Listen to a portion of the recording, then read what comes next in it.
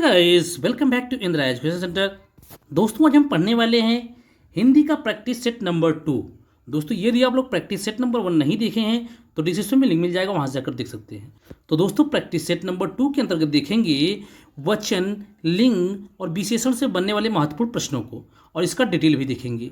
तो दोस्तों यह हिंदी का जो प्रैक्टिस सेट है, या यूपी टेट 2022 हो या यूपी टेट 2022 हो, या जहां पर हिंदी पूछी जाती है उन सभी परीक्षाओं के लिए अति महत्वपूर्ण है। यहाँ पर ऐसे प्रश्न ऐड किए गए हैं जो कि बार बार परीक्षाओं में पूछे जाते हैं। उनका डिटेल इस तरीके से देखा गया कि आपको लगेगा कि हम डिटेल क्लास ही पढ़ रहे हैं। तो दोस्तों यदि आप लोग चैनल पर पहली बार विजिट कर रहे हैं या सभी विषय की फ्री क्लास पाना चाहते हैं तो चैनल को सब्सक्राइब करें, लाइक करें, दोस्तों ज़्यादा शेयर करें। तो दोस्तों हिंदी की प्रैक्टिस सेट नंबर 2 का पहला क्वेश्चन है कि विशेषण मुक्तिया कितने प्रकार का होता है। तो दोस्तों ऑप्शन है 2 प्रकार का, 3 प्रकार का, 5 प्रकार का या 4 प्रकार का। तो दोस्तों यदि राइट आंसर की बात की जाए तो ऑप्शन नंबर 4, विशेषण मुक्तियां 4 प्रकार के होते हैं। कितने प्रकार की? 4 प्रकार के।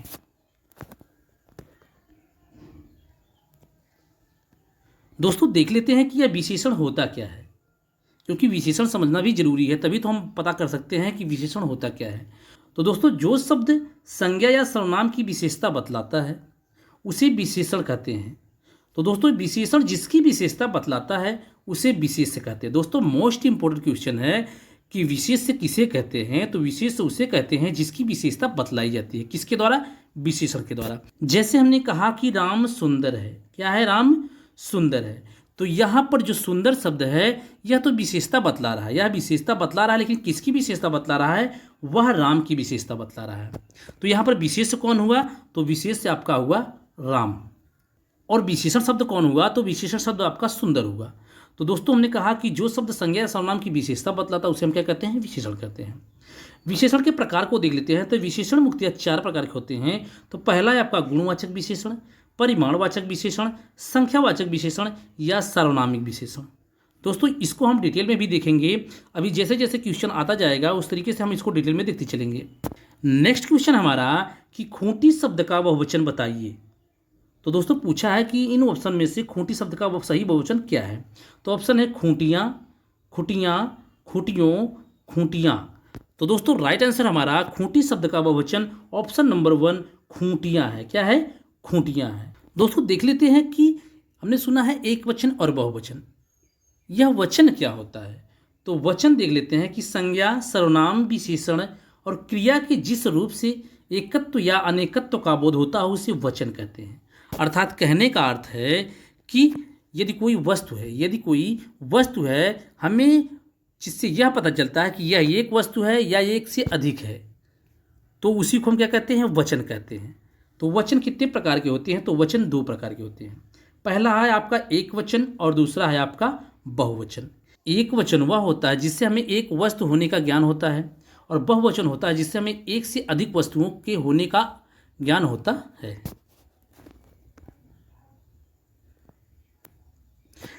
हमारी अध्यापिका आज नहीं आएंगी, इस वाक्य का पुल्लिंग कौन सा है, या पुल्लिंग वाक्य कौन सा है। तो दोस्तों पूछा है कि यह तो आपका क्या है? स्त्रीलिंग वाक्य है। यदि किसी को आपको पुल्लिंग बनाना हो तो वह सही वाक्य कौन सा हो सकता है। तो ऑप्शन हमारा अध्यापक आज नहीं आएगा। तो क्या आप इस तरीके से बोल सकते हैं? तो नहीं, यह भी गलत है। हमारा अध्यापक आज नहीं आएगी, तो यह भी आपका गलत है।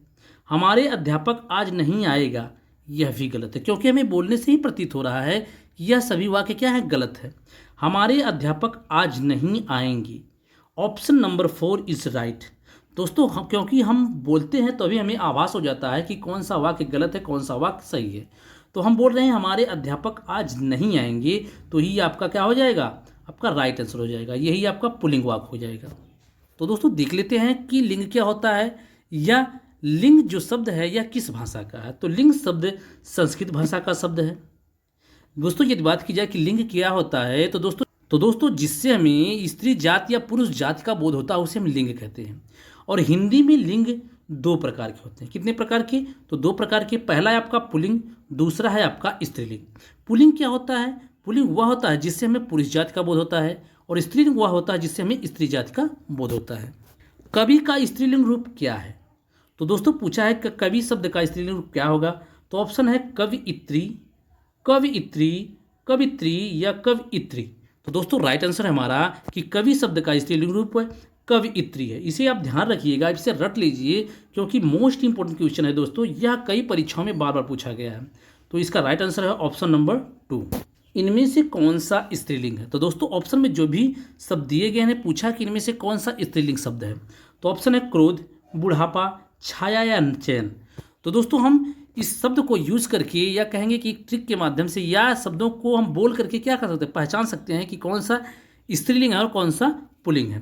तो जैसे हमने बोला कि क्रोध आया, क्रोध आया, तो इससे हमें प्रतीत हो रहा है कि यह क्या आपका पुल्लिंग है।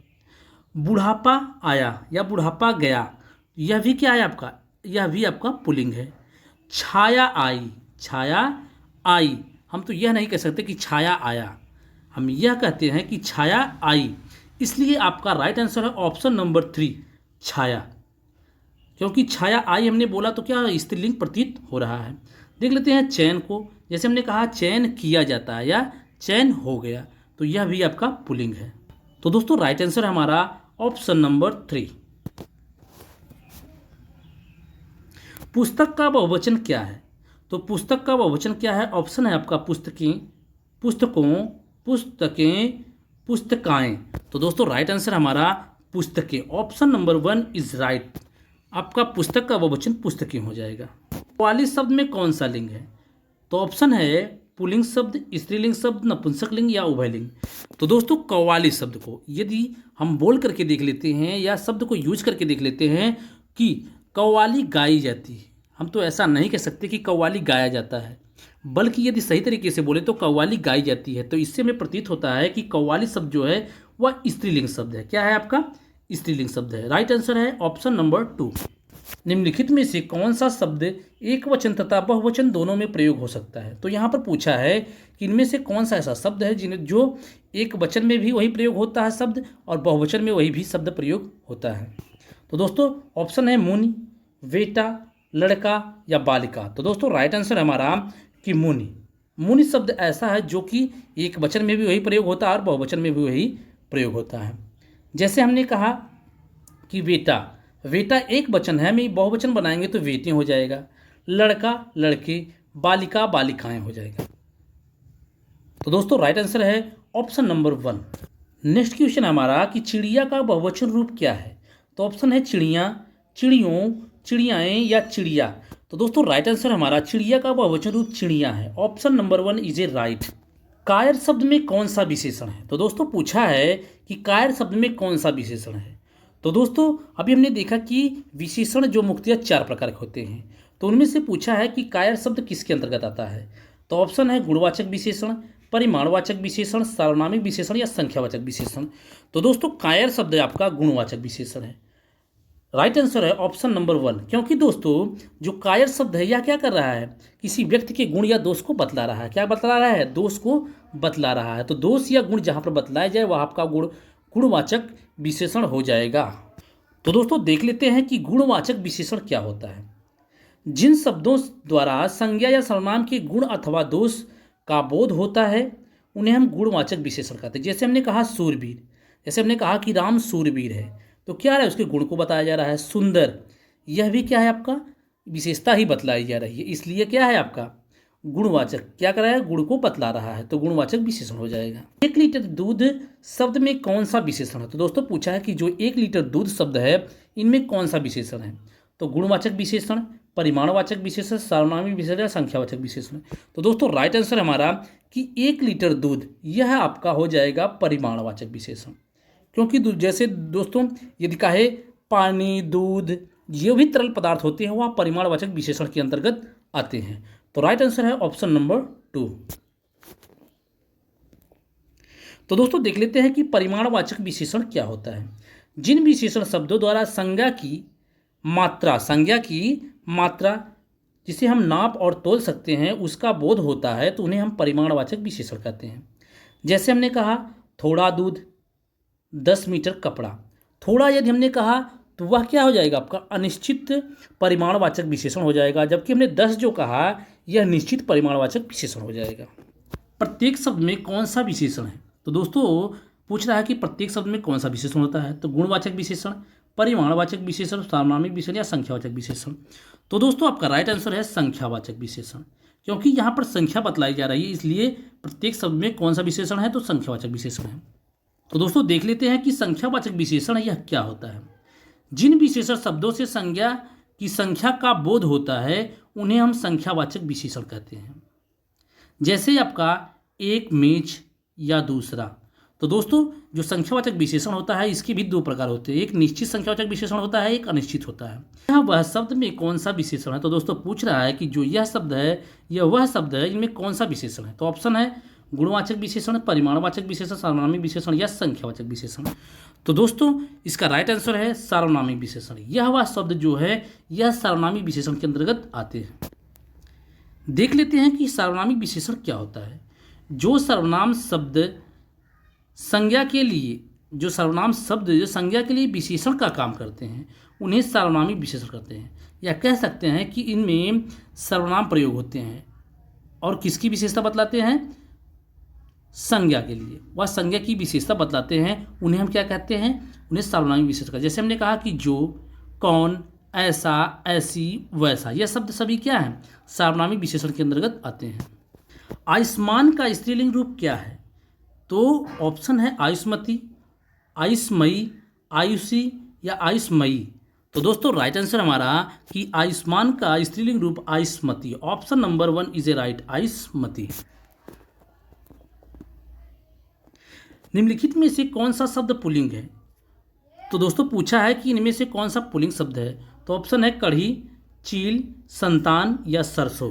तो दोस्तों इसका राइट आंसर है कि इनमें कौन सा पुल्लिंग शब्द है, तो वह है आपका संतान। जैसे हमने कहा कि कढ़ी बनाई जाती है, चील उड़ती है, सरसों उगती है, जबकि हम संतान को कहते हैं कि संतान पैदा हुआ है, संतान पैदा हुआ है। या हम इस तरीके से भी कह सकते हैं कि संतान पैदा हुई है या हुआ है, दोनों ऑप्शन है, इसलिए संतान आपका पुल्लिंग हो जाएगा। जबकि हम कढ़ी बनाई जाती है, यह नहीं कह सकते कि कढ़ी बनाया जाता है। तो इसलिए आपका इस चारों ऑप्शन में संतान जो शब्द है यही आपका राइट आंसर है। तो दोस्तों वचन, लिंग या विशेषण से जितने भी महत्वपूर्ण प्रश्न बनते थे उनको देखा, उनके साथ साथ हमने डिटेल को भी देखा। तो दोस्तों यदि आप लोग इसी तरीके से सभी विषय की फ्री क्लास पाना चाहते हैं तो चैनल को सब्सक्राइब करें, लाइक करें, दोस्तों ज़्यादा शेयर करें। तो दोस्तों कल फिर मिलेंगे ऐसे ही वीडियो लेकर। जय हिंद, वंदे मातरम।